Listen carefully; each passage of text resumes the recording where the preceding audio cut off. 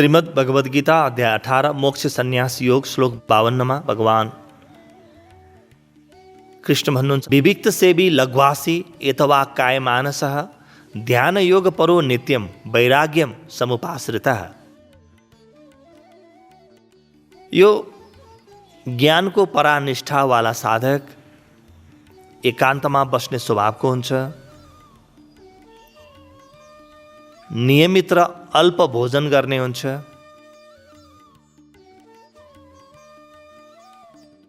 वाणी शरीर र मनको बीचमा सामञ्जस्य स्थापना गर्ने हुन्छ, निरन्तर आफ्नो ध्यानको विषयलाई सम्झिरहन्छ बिर्सिन्न र वैराग्यमा आश्रय लिएको हुन्छ। एक एक शब्द को मर्म बुझौं, एक एक शब्द को गहिराईमा जाउँ, किनभने या त हामीले यी शब्द सुनेका छैनौं या सुने पनि हामीले गलत बुझेका छौं। पहिलो छ विविक्त सेवी, यानी एकान्तको सेवन गर्ने। एकान्तको सेवन गर्ने भन्ने बित्तिकै हामीलाई के लाग्छ भने कहीँ गुफामा जाओस्, कहीँ मन्दिरमा जाओस्, अथवा त्यस्तो ठाउँमा जाओस् जहाँ अरू कसैले व्यवधान गर्दैन, त्यस्तो लाग्छ हामीलाई। हैन, एकान्तको सेवक गर्ने शब्दको अर्थ हुन्छ जसले आफूभित्रको एकान्तलाई भेटायो। त्यो बोध क्षेत्र जहिलेसुकै एक्लै छ, त्यहाँ कोही पनि कहिले पनि प्रवेश गर्न सक्दैन। म भित्रको बोधसम्म प्रवेश गर्ने राजमार्ग वा गल्ली कसैलाई पनि उपलब्ध छैन, त्यो पुरै बन्द छ। त म जङ्गलमा रहूँ कि बीच बजारमा रहूँ, रहनुपर्ने त मेरो बोधमा हो। र आफ्नो स्वभाव हेर्ने, यदि मलाई धेरै मान्छेको माझ मन पर्दैन, मेरो ध्यानमा व्यवधान आउँछ जस्तो लाग्छ भने केही दिन म एक्लिएर पनि साधना गर्न सक्छु। तर यो लामो समयको लागि हुनु हुँदैन, त्यसले व्यक्तिलाई एकोर्याउँछ र व्यक्ति जब एकोरिन्छ साधना गहिरिँदैन, किनभने साधना त समग्र विकास हो जीवनको। व्यक्तिभित्र सामाजिकता पनि स्वाभाविक रूपमा आउनुपर्छ। त अरू कसैलाई यदि अन्य व्यक्तिको उपस्थितिले व्यवधान गर्दैन भने त समूहमा बसेर पनि साधना गर्न सक्छन्। सामान्यतया समूहमा नै बसेर साधना सिकिन्छ र केही दिन आफू एक्लै बसेर त्यसको अभ्यास गरिन्छ। तर जे गरे पनि त्यो एकान्तको सेवन आफूभित्र हुनुपर्छ। आफूभित्रको एकान्त क्षेत्र वा बोध क्षेत्रमा रहेर मात्रै साधना गर्नुपर्छ। लघ्वासी यानी नियमित र अल्प भोजन गर्ने। अध्यात्म यो पक्षमा छैन कि तपाईँ व्रत बस्नुहोस्, उपवास गर्नुहोस्, आफूलाई गलाउनुहोस्, पेट सुकाउनुहोस् र आफूलाई दुखी बनाउनुहोस्। अध्यात्म पटक्कै यसको पक्षमा छैन। अध्यात्मले के भन्छ, न बढी खानुहोस् न कम खानुहोस्, त्यति खानुहोस् जतिले तपाईँको जीवन चल्छ। भोजन भट्ट भएर भोजनको पछाडि मरिहत्ते पनि नगर्नुहोस्। र भोजनले नै सबै कुरो बिगारेको हो, भोजन नभए त म परम ज्ञानी भइहाल्छु भन्ने पनि भ्रम नबोक्नुहोस्। दुईटै भ्रम हुन्, यी अति भ्रम हुन्। ठिक्क आहार गर्ने र नियमित गर्ने। आफूलाई यति धेरै भोक पनि लागि नरहोस् कि ध्यान नलागोस्, र पेटमा यति धेरै भोजन पनि नहोस् कि ध्यानको लागि ऊर्जा नै नबचोस्। सन्तुलित जीवनलाई नै युक्त जीवन भनिन्छ। र युक्त जीवन साधनाको लागि अनिवार्य जीवन हो। अर्को छ यत वाक्काय मानसः, वाणी को प्रयोग युक्तिपूर्वक गर, शरीर को प्रयोग युक्तिपूर्वक गर र मन को प्रयोग युक्तिपूर्वक गर। हामी के बोल्छौँ ध्यानी व्यक्तिहरूको पनि एकछिन बसेर कुरा सुन्यो भने बजारकै कुरा हुन्छ बढी। घर परिवारकै सम्बन्धकै कुरामा ध्यानी व्यक्ति पनि झुमिरहेको हुन्छ। यसको अर्थ ध्यान यसको औपचारिकता हो, यसको बुद्धि चाहिँ बजारमै छ। आश्रममा पनि कतिलाई बार बार सजग गर्नुपर्छ कि बोलीचाली कम गर, आफूमा फर्क। म आश्रम गएर हुँदैन, मेरो मन त घरै हुनसक्छ, मेरो मन त सिनेमा गृहमै हुनसक्छ। मन कहाँ छ त्यो महत्त्वपूर्ण हो, शरीर कहाँ छ त्यो कहिले पनि महत्त्वपूर्ण हुँदैन। त वाणीले निरन्तर ब्रह्मचर्चा गरेको छ कि छैन? तपाईँ के कुरा गर्दा रमाउनुहुन्छ हेर्नुहोस् त आफूलाई। तपाईँ सत्सङ्गमा रमाउन, ब्रह्मचर्चामा रमाउनुहुन्छ कि त्यो संसारका दैनिक जीवनका कुरामा तपाईँ रमाउनुहुन्छ? र शरीरले के गरिरहेको छ त? तपाईँ शरीर के को लागि प्रयोग गर्दै हुनुहुन्छ? आफ्नो शरीरलाई जतिखेर सुकै म ध्यानको लागि तयार पार्दैछु भन्ने सोच गर्नुभएको छ कि बजारको लागि तयार पार्दैछु भन्ने सोच गर्नुभएको? शरीरलाई, शरीरको पनि दुई प्रकारको प्रयोग हुन्छ। हामी अरू कसैलाई राम्रो देखिन, अरू कसैलाई आकर्षित गर्न शरीरको प्रयोग गरिरहेका छौँ कि ध्यानको लागि शरीरलाई तयार पारिरहेका छौँ? दुईटा अलग अलग विधा हुन्। शरीरको उपयुक्त परिचालन ताकि जीवनमा ध्यान लागोस्, र मनको उपयुक्त परिचालन मेरो मनमा के छ? मेरो मनभित्र भगवानको नाम छ, भगवानको गुण छ, गुरुको नाम छ, गुरुको याद छ कि संसारकै याद चलिरहन्छ? कसले मलाई राम्रो गर्यो, कसले नराम्रो गर्यो, को मेरो शत्रु, को मित्र, के राम्रो के नराम्रो, कुन खाना मिठो कुन नमिठो, कुन लुगा राम्रो कुन लुगा नराम्रो, कुन चलचित्र राम्रो कुन चलचित्र नराम्रो, कुन दल राम्रो कुन दल नराम्रो, यही नै चलिरहन्छ भने यो बिल्कुल सांसारिक मन हो। त वाणी, शरीर र मन तीनवटैले निरन्तर परमात्माको सेवा गरून्। र अर्को के भन्नुहुन्छ? ध्यान योग परो नित्यम। तिमी ध्यान योगको परायण बन। यसको अर्थ के हुन्छ भने जतिखेर पनि तिम्रो ध्येय चाहिँ मलाई ध्यान कसरी लाग्न सक्छ त्यतातिर रहोस्। एकपटक ध्यान लाग्यो भने जीवनका सबै कुरा आफै ठाउँमा आइहाल्छन्। त्यसको लागि केही मेहनत गर्नै पर्दैन, सबै कुरा ठाउँमा आउँछन् जीवनका। त आफूलाई ध्यान योगको परायण बनाऊ।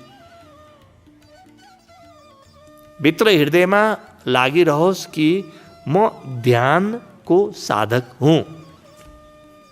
त्यहीबाट ज्ञान जन्मिन्छ। ध्यान बाहेक ज्ञान जन्मिने अर्को ठाउँ छैन। त्यो लागिरहोस्।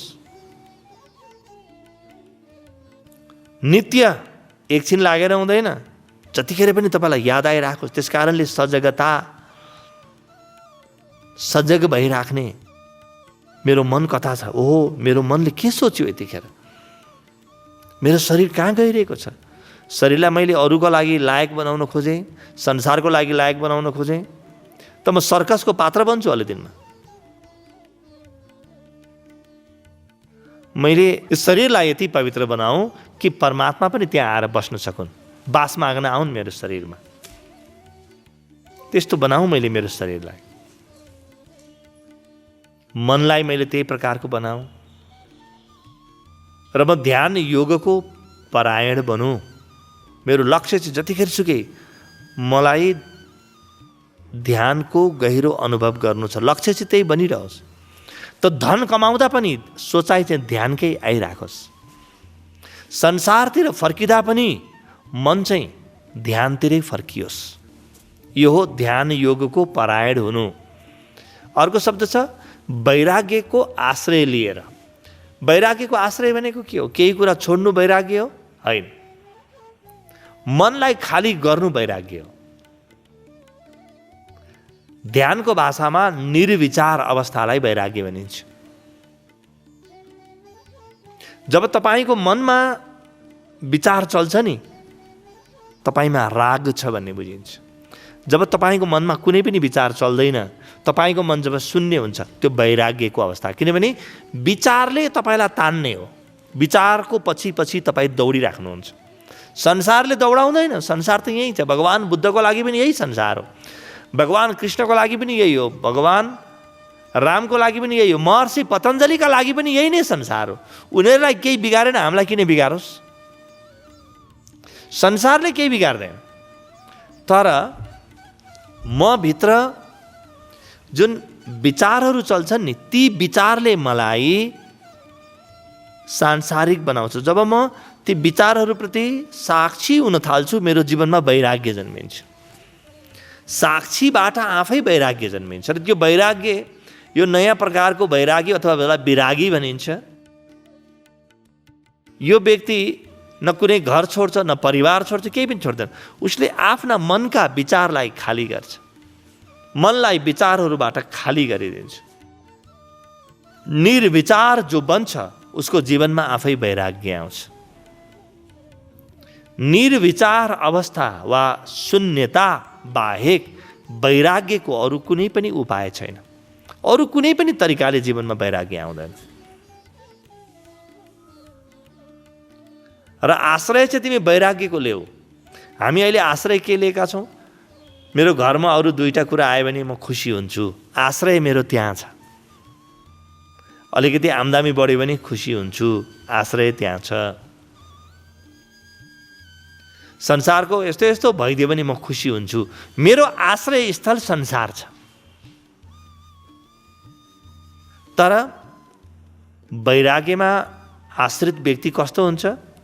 जसलाई थाहा छ कि मेरो घरमा वस्तु बढेर, सामान बढेर मेरो मन भरिँदैन। ठिक छ, सामान बढ्छ आफ्नो ठाउँमा छ, सामान घट्छ आफ्नो ठाउँमा छ, वस्तुहरू बढ्छन् आफ्नो ठाउँमा छ, वस्तु घट्छन् आफ्नो ठाउँमा छ। तिनीबाट त्यो वस्तुहरूको, पदार्थहरूको, सामानहरूको बढ्नु वा घट्नुबाट जो प्रभावित छैन,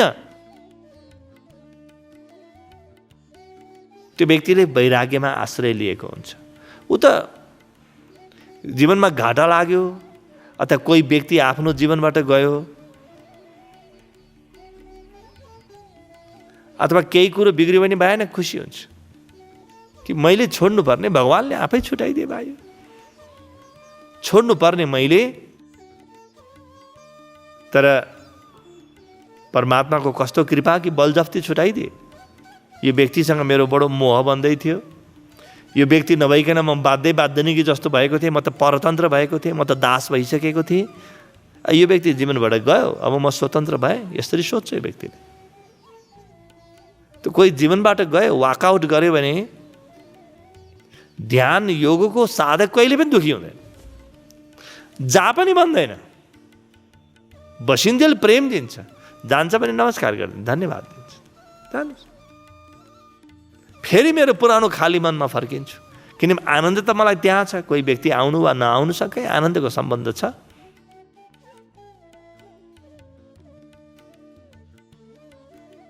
त ध्यान योगको साधकले भन्छ कि मेरो मनलाई म अटल बनाउँछु। यो हो वैराग्यमा आश्रित चित्त। भगवान कृष्ण भन्नुहुन्छ, यी गुणहरू भएको व्यक्ति ध्यानमा तयार हुन्छ। होइन भने ध्यान कसरी लाग्ने? संसारै दौडिरहेको छ भित्र, आँखा बन्द गर्दा भयभरका घर परिवार इष्टमित्र साथीभाइ सब लाम लागेर तपाईँभित्र प्रवेश गर्छन्।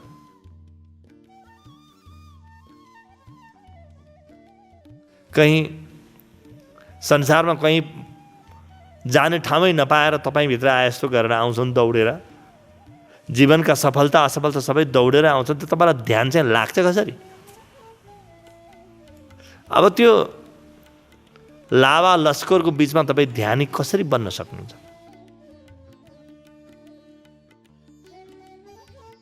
कहीँ भित्रको साक्षी खोज्ने, बिना साक्षीको अनुभव वैराग्य कहिल्यै पनि जीवनमा आउँदैन, कहिल्यै पनि आउँदैन। साक्षीका लागि कोही हुनु र नहुनुमा केही पनि फरक छैन। कोही छ उसलाई प्रेम दिन्छ, कोही छैन आफैलाई प्रेम गर्छ, सकियो साक्षी। साक्षीको जीवन त अद्भुत हुन्छ। कुनै दिन भोजनको आनन्द लिन्छ, कुनै दिन भोकको आनन्द लिन्छ। साक्षीले कोही छ प्रेमको आनन्द लिन्छ, कोही छैन बिछोडको आनन्द लिन्छ। बिछोडमा पनि उसले आनन्द देख्छ। साक्षी उसले बुझ्छ कि असली भर्ने ठाउँ संसार होइन, मेरो हृदयमा मैले परमात्मा भर्नुपर्छ।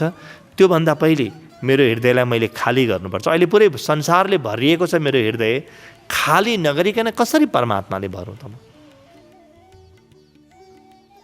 साक्षीले यो देख्दछ, यो बुझ्दछ कि म मेरो हृदयलाई संसारबाट खाली गर्छु। म संसारको बिचमा रहन्छु र पनि हृदयलाई संसारबाट खाली गर्छु र मेरो हृदयमा परमात्मा भर्छु, ध्यान भर्छु र म फेरि संसारको माझमा गएर टिक्छु। म आफूलाई संसारको माझमा राख्छु, जिम्मेवारीको माझमा राख्छु। म केहीबाट भाग्दिनँ। मात्र फरक के गर्छु? संसारका पदार्थहरू, व्यक्तिहरू, वस्तुहरू, नाशवान पदार्थहरूले मेरो यस्तो अमूल्य हृदयलाई भर्दिन। मेरो हृदयलाई अब म मात्र ध्यानले भर्छु। जो व्यक्तिभित्र यो सङ्कल्प आयो, ध्यान योग प्रारम्भ भयो।